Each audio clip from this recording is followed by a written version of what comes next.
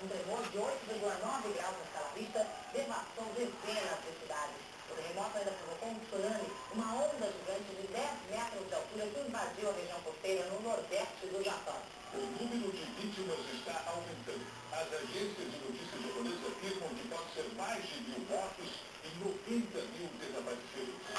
Uma imagem quase apocalíptica. Chocante.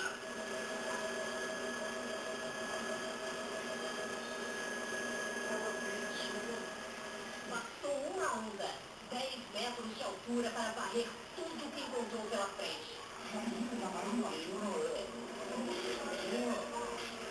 O tsunami aconteceu minutos após um terremoto de 8,9 graus na escala Richter.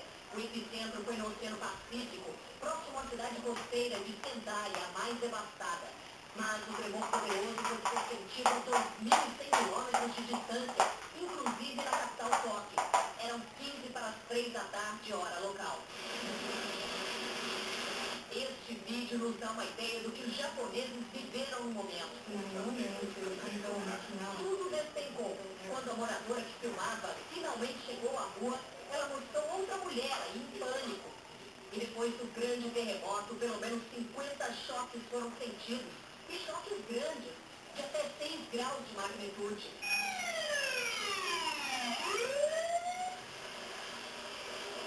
Capazes de abrir crateras no asfalto, a estrada parecia uma fatia de bolo. E nas áreas inundadas, carros revirados boiavam. 4 milhões de casas ficaram sem luz ao redor de Tóquio, que no escuro parou. Metrô, trens, aeroportos, tudo fechado. Linhas de telefone e acesso à internet também estão limitados. Sobreviventes estocam alimentos.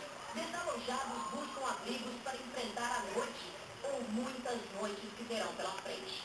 O tsunami foi sentido até do outro lado do Oceano Pacífico, aqui nos Estados Unidos.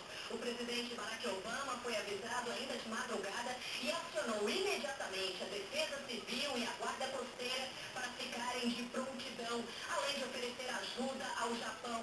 O governo americano deve auxiliar no trabalho de busca a sobreviventes e remoção dos escombros. O alerta de tsunami foi dado aos 50 países e territórios, do Canadá até lá embaixo, quase na Antártida. A tsunami é sempre assustadora. O tsunami é um termo japonês que significa onda no porto. É uma série de ondas gigantes. Quase sempre tem origem num terremoto no fundo do mar, também chamado de maremoto. Uma série de ondas gigantes. Quase sempre tem origem num terremoto no fundo do mar, também chamado de maremoto, provocado pela movimentação de placas imensas de rocha. Quando elas se movimentam, liberam uma energia enorme. Existe um desequilíbrio da força entre as placas e ou ela se sobrepõe num encavalamento, como se fosse um degrau, ou ela se desloca lateralmente. Em qualquer dos casos, a quantidade de energia liberada é equivalente a centenas de bombas atômicas e faz um efeito devastador. O mar sempre tem impacto na costa. Nas tempestades, os ventos provocam uma ressaca, com ondas altas. Mas as ondas se formam e se quebram em momentos diferentes. O tsunami não. Forma uma onda com centenas de quilômetros de extensão e que avança um bloco. O tsunami é uma onda muito veloz. O tsunami que varreu parte do litoral japonês viajou a 700 km por hora, quase a velocidade de um jato comercial. Ao se aproximar da costa, a velocidade diminui, mas a altura cresce, à medida que o fundo do mar fica baixado. As ondas de hoje chegaram a 10 metros. A primeira onda leva uma grande marca de detritos, então ela tem uma consistência quase pastosa na sua frente pela quantidade de detritos. Os detritos no meio da onda eles funcionam como uma espécie de roedor. O que evita uma perda de vidas ainda maior é o sistema de alarmes, um conjunto de boias em linha no meio do oceano. Nas ondas comuns, cada boia se eleva em um momento. No tsunami, todas as boias se elevam ao mesmo tempo e é dado o alerta. A velocidade de deslocamento do fenômeno é muito maior do que qualquer ser humano pode se deslocar sobre suas próprias pernas. Então, ao indivíduo desavisado, não há condição de reação diante de uma condição de tsunami. Desde as primeiras informações sobre o terremoto, ainda de madrugada. A mais delicada seria no reator nuclear da região de Fukushima, onde 13 mil moradores deixaram as casas e o governo decretou zona de emergência nuclear. As autoridades descartaram qualquer vazamento de material radioativo, mas as agências de notícias informaram que o sistema que resfria o reator atingido pelo terremoto estaria com problemas.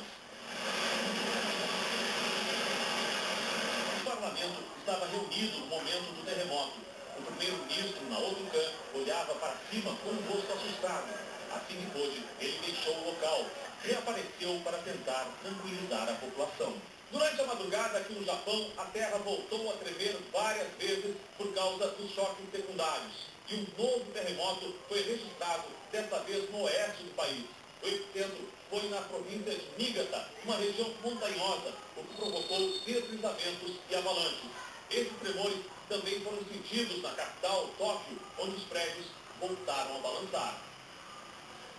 Pouco mais de uma hora depois daquele primeiro tremor de terra, as ondas gigantes formadas no Oceano Pacífico atingiram o nordeste do Japão e vilarejos inteiros foram devastados pelo tsunami. Os moradores receberam alertas para que procurassem lugares seguros, mas ainda não é possível saber quantos não conseguiram escapar. Uma imagem impressionante. O tsunami invade uma área rural da província de Miyagi, no nordeste do Japão. A água arrasta tudo. Casas, carros e até armazéns.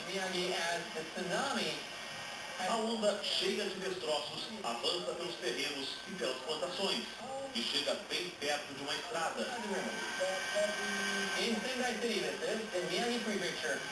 O entulho passa por cima de um canal de irrigação. Numa outra cena, é possível ver que entre as residências arrastadas, algumas estavam pegando fogo.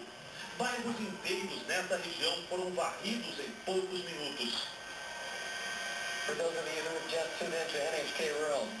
No porto de Kamaishi, mais devastação.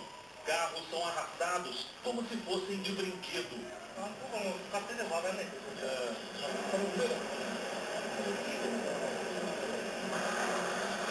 Momentos depois, vários barcos também são levados pela correnteza e não para. As embarcações passam por baixo de um viaduto, por onde motoristas tentam escapar com seus veículos. No outro ponto, um barco grande, provavelmente um pesqueiro, é levado pelo tsunami e bate com força no quebra-mar. Foi uma madrugada de uma tensão enorme em grande parte do Japão.